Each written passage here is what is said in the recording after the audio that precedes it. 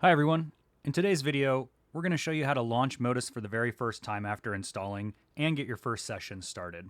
So once you have Modus installed, you should have a Modus 2 beta icon like this one here on my desktop.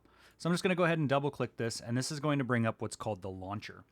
In the launcher, you're going to want to go ahead and put in your username and password, and these would be the same login credentials you used when you first set up your account. If you can't remember them, you can always click the Reset My Password button.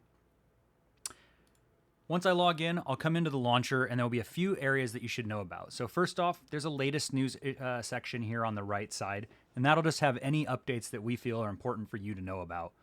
This week we pushed the update and added forums and a bug reporter as well. Those can also be found down here in the bottom left corner of the launcher.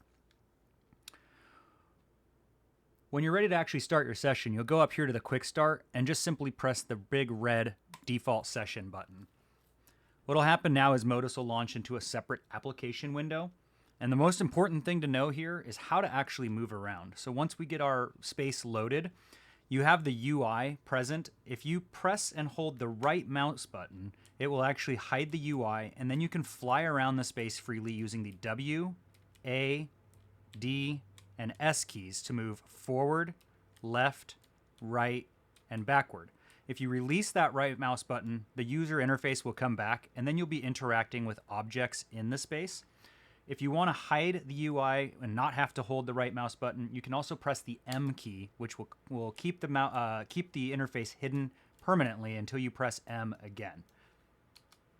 So that's the quick and easy tour of how to get started. We'll go into more detail on other features, and make sure you also follow some of our guided tutorials in our playlist. Thanks for watching.